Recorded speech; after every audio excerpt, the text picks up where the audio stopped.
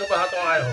तब तक और खबर आ गई कि राजमहल में दशरथ जी ने बुलाया है, कौन साधु आए हैं, राम लक्ष्मण भरत शत्रुघ्न का हाथ की रेखाएं उसको दिखा दे।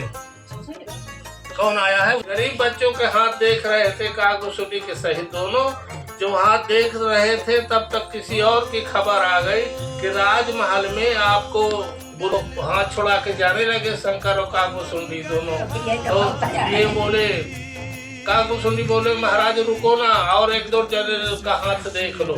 बोले कि नहीं हम नहीं देखेंगे दोबारा, फिर कभी दौड़ा में आएंगे तब तुम्हारा हाथ देखेंगे। सुकौतुक की रची गीत भुसुंड जी ओरन पे डमरू पति पार्वती के बजावन लागे। चौक पड़े पलना में प्रभु प्रहरी प्रतिशोध के धावन लागे। धाई धरे अनुराग बरे इन भक्तों को मन भावन लागे। गली में जब घूम रहे थे तो गीत गा रहे थे। शंकर जी तो चिमटा बजा रहे थे, कागभूषुंडी गा रहा था डमरू। शंकर जी डमरू बजा रहे थे, कागभूषुंडी गीत गा रहा था।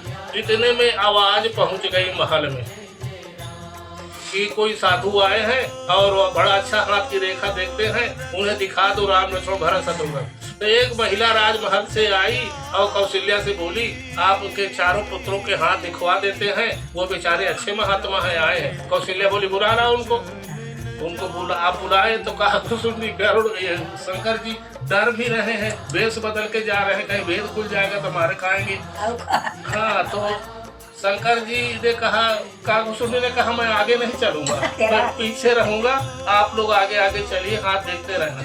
शंकर जी ने कहा मैं डमरू बजाता हूँ, तुम गाना गाओ कागभूषुंडी को। तो कागभूषुंडी बेचारा जोर से गाने लगा शंकर जी के कहने से। तो दशरथ जी के नौकर आए और दो दो चार चार झापड़ दोनों के लगा दिए, शंकर जी के और कागभूषुंडी की। कहा बड़े भगत बनते हो, भजन का गाना सुनाना है तो जाओ महल में सुनाओ।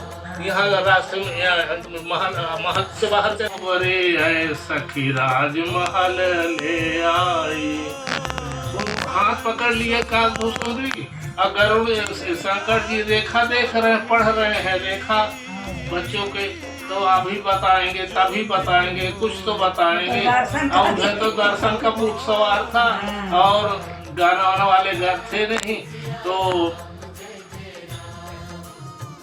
शंकर जी के नौकरों ने कहा कि गाना आता है तो सुनाओ भजन, और नहीं तो भगा दिए जाओगे।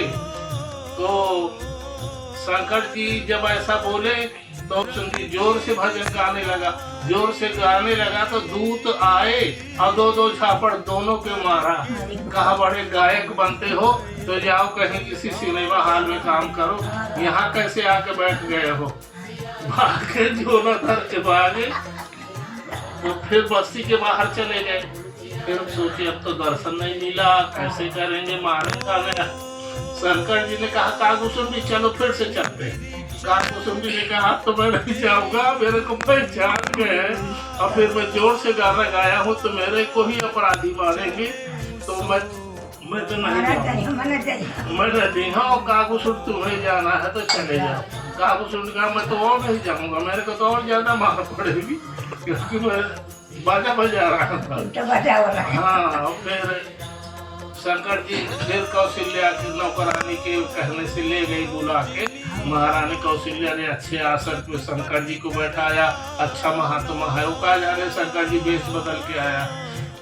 कागभूषुंडी को बैठाया, कहा महाराज ये हमारे बड़े बेटे राम हैं, इनके भाग्य की रेखा बताओ। तो